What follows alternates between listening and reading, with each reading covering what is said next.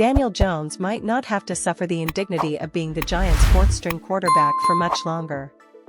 Answering questions Thursday for the first time since he was demoted earlier this week to end a disappointing 6-year run as the starter, Jones essentially said goodbye to the Giants. But he stopped short of admitting that he might leave the team before the end of the season. Daniel Jones might not have to suffer the indignity of being the Giants' fourth-string quarterback for much longer. Answering questions Thursday for the first time since he was demoted earlier this week to end a disappointing 6-year run as the starter, Jones essentially said goodbye to the Giants.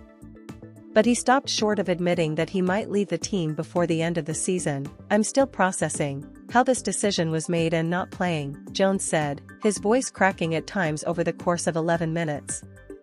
"For now, I'm doing the best I can to help Tommy and the team prepare." The normally unflappable Jones opened by reading from a 90-second prepared statement during which he thanked owners, teammates, coaches, fans and staff.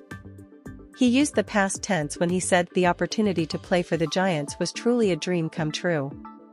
"There have been some great times, but, of course, we all wish there had been more of those," Jones said. "I take full responsibility for my part in not bringing more wins. No one wanted to win those games worse than me. I gave everything I had."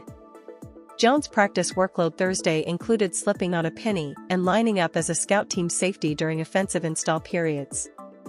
It's not unusual for offensive players who are not playing Sunday to lend a hand in that walking/jogging situation, but it is unusual for a $160 million investment to be reduced to it.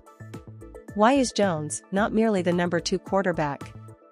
Start with the clause that if Jones cannot pass a physical by March, then the Giants' dead salary cap charge for cutting him jumps from $22.2 million to $45.2 million, a nightmare for general manager Joe Schoen. "I have the injury guarantee, so that's that," Jones said.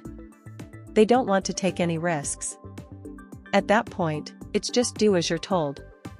Whether Jones, 27, asks for and receives permission from the team to return home or he is granted his release really is the only remaining question.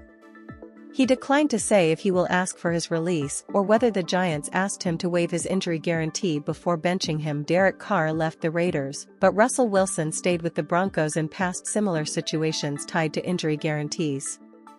"I wanted to play badly," Jones said.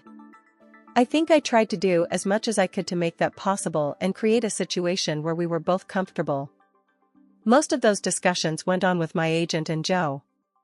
I want to be on the field, but it's the unfortunate business side of the game." For salary cap purposes, there is essentially no difference between releasing Jones today or any other day before March 12. When the new league year begins, the Giants could gain a small amount of immediate salary cap space by cutting Jones because his salary offsets and a new team would pay him the league minimum.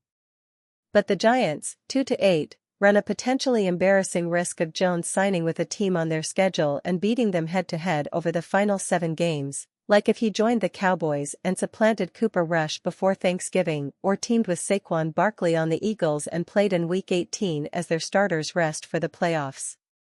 "I know that there is a lot of good football in front of me," Jones said. "I'm excited about that.